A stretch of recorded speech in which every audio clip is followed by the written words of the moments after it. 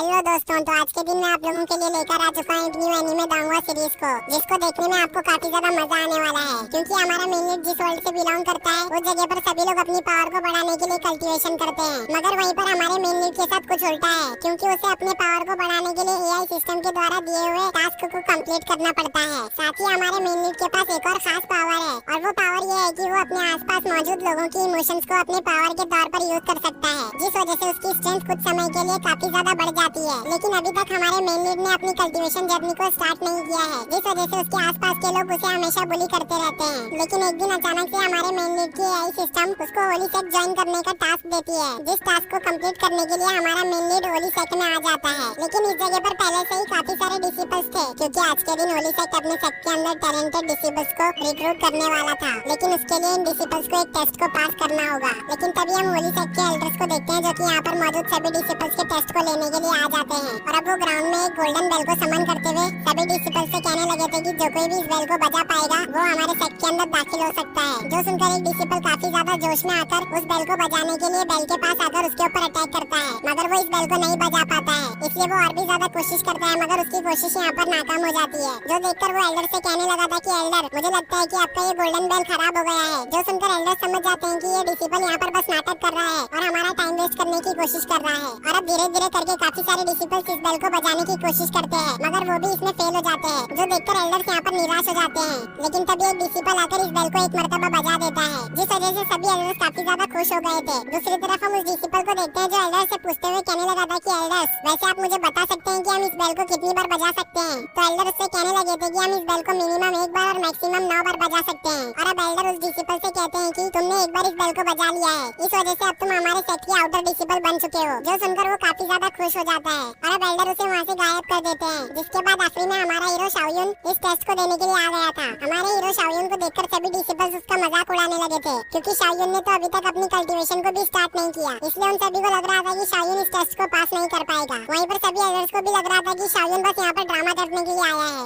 लेकिन इधर हम शाओयुन को देखते हैं जो अपनी सीक्रेट टेक्निक का यूज करने लगा था। इस वजह से वो सभी लोगों के इमोशन पॉइंट को कलेक्ट करके अपने पावर के तौर पर यूज कर रहा था। और अब वो इस गोल्डन बेल के ऊपर अटैक कर देता है, जिस वजह से गोल्डन बेल यहाँ पर बजने लगा था। जिस वजह से यहाँ पर सभी लोगों को लग रहा था कि ये गोल्डन बेल सिर्फ एक ही बार बजेगा। लेकिन तभी ये गोल्डन बेल सेकंड टाइम और फिर थर्ड टाइम ऐसे करते करते ये गोल्डन बेल 9 बार बजता है। इस वजह से गोल्डन बेल के अंदर से काफी ज्यादा डिवाइन पावर रिलीज होने लगता है। जो देखकर डिसिपल्स का टेस्ट लेने के लिए आया हुआ एल्डर काफी ज्यादा शॉक हो जाता है, और अब वो खुशी से पागल होते हुए कहने लगा था कि पिछले कई हजारों साल के बाद इस जैसा जीनियस टैलेंटेड डिसिपल हमारे सेट के अंदर अपीयर हुआ है। इधर हम शाओयुन को देखते हैं जो इस बेल को बजाने के बाद खुश हो रहा था कि तभी उसके सामने होली सेट के कई सारे इमॉर्टल एंसेस्टर की स्पिरिचुअल बॉडी आ जाती है। वहीं पर हम उस एल्डर को देखते हैं जो डिसिपल्स का टेस्ट ले रहा था। वो शाओयुन के पास आते हुए इस सेट में उसका वेलकम करने लगा था, लेकिन तभी उसके सामने एक पोर्टल खुलता है जिसके अंदर से होली सेट का लीडर निकलता है। और वो शाओयुन को वेलकम करते हुए कहने लगा था कि शाओयुन, मैं इस सेट का लीडर हूँ। जो सुनकर शाओयुन उसे ग्रीट करने लगा था, मगर सेट लीडर उसे रोकते हुए कहने लगा था कि शाओयुन, आज से तुम इस सेट के होली सन हो, इसलिए मैं चाहता हूँ कि तुम मुझे अपना टीचर एक्सेप्ट कर लो। अगर तुमने मुझे अपना टीचर एक्सेप्ट कर लिया तो मैं तुम्हें काफी सारी टेक्निक सिखाऊंगा, जिसको सीखने के बाद तुम इस कॉन्टिनेंट के सबसे ज्यादा पावरफुल कल्टीवेटर बन जाओगे। सेट मास्टर की बात को सुनकर वो यहाँ पर इसके लिए राजी हो गया था। पर तभी सेट मास्टर शाओयुन से कहते हैं कि शाओयुन, मैं चाहता हूँ कि तुम हमारे सेट के इन इमॉर्टल एंसेस्टर्स में से किसी एक का इनहेरिटेंस एक्सेप्ट कर लो, क्योंकि इन सभी के पावर के सामने मैं कुछ भी नहीं।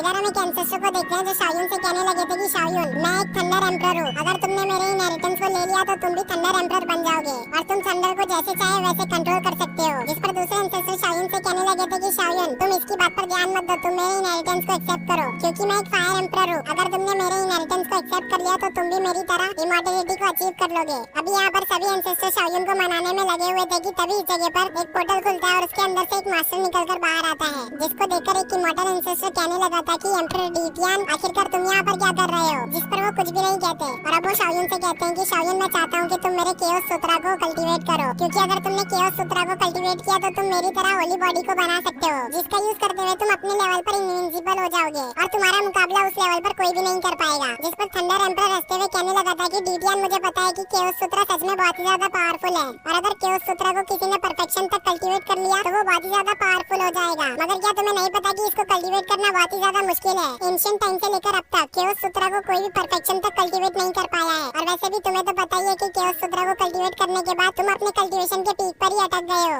केओस सूत्र की वजह से ही तुम अब तक इमॉर्टलिटी को अचीव नहीं कर पाए हो, क्योंकि केओस सूत्र को कल्टीवेट कर पाना किसी के लिए भी आसान नहीं है, क्योंकि ये बहुत ही ज्यादा मुश्किल है। जिस पर एम्परर ड्यूटियन कहने लगते हैं कि लेकिन शाओयुन की बात अलग है, क्योंकि शाओयुन एक्सट्रीमली टैलेंटेड है, इसलिए मुझे लगता है कि शाओयुन केओस सूत्र को इजीली कल्टीवेट कर लेगा। एम्परर ड्यूटियन की बात को सुनकर सेक्ट मास्टर उससे कहते हैं कि एम्परर ड्यूटियन, शाओयुन अब हमारे सेक्ट का आखिरी होप है, इसलिए प्लीज अब आप जिद ना करें, क्योंकि मैं शाओयुन जैसे टैलेंटेड डिसिपल के लिए रिस्क नहीं लेना चाहता। जो सुनकर मास्टर टियान वहाँ से निराश होकर जाने लगते हैं। मास्टर टियान को निराश होकर जाता हुआ देखकर भले ही केओस सूत्र बहुत ही ज्यादा डिफिकल्ट है, लेकिन मुझे लगता है कि मैं उसे इजीली कल्टीवेट कर सकता हूँ, इसलिए वो सभी लोगों से कहता है कि मैं केओस सूत्र को कल्टीवेट करने के लिए तैयार हूँ। जो सुनकर सभी लोग शॉक हो जाते हैं और कोई भी नहीं चाहता था कि शाओयुन केओस सूत्र को कल्टीवेट करे, इसलिए वो सभी लोग शाओयुन के फैसले के खिलाफ थे। जो देखकर शाओयुन कहने लगा था कि अगर आप सभी लोगों ने मुझे केओस सूत्र को कल्टीवेट करने नहीं दिया तो मैं इस सेट को छोड़कर चला जाऊंगा। जो सुनकर मजबूरन सभी को इस चीज के लिए मानना पड़ता है, मगर इमॉर्टल एंसेस्टर जाते हुए शाओयुन से कहने लगे थे कि शाओयुन, आज के दिन तुमने बहुत ही गलत फैसला किया है, इसलिए तुम फ्यूचर में जरूर ही पछताओगे। ये कहने के बाद ये सभी एंसेस्टर यहाँ से चले जाते हैं और अब हम शाओयुन के एआई सिस्टम को देखते हैं, जो शाओयुन को कांग्रेचुलेट करते हुए कहती है कि जैसा कि तुमने मेरे दिए हुए टास्क को कंप्लीट कर लिया है, साथ ही तुमने इस सेट के होली सन की पोजीशन को भी अचीव कर लिया है, इसलिए रिवॉर्ड के तौर पर तुम्हें 10 इनलाइटमेंट पॉइंट्स मिलते हैं। इसके बाद हम इधर सेट लीडर को देखते हैं, जो शाओयुन को समझाने की कोशिश कर रहे थे, मगर शाओयुन उनसे कहता है कि भले ही केओस सूत्र कल्टीवेट करने में बहुत ही ज्यादा डिफिकल्ट है, मगर अब मैंने केओस सूत्र को कल्टीवेट करने के लिए ठान लिया है, तो मैं इस चीज से पीछे नहीं हट सकता। शाओयुन की बात को सुनकर सेट मास्टर समझ जाता है कि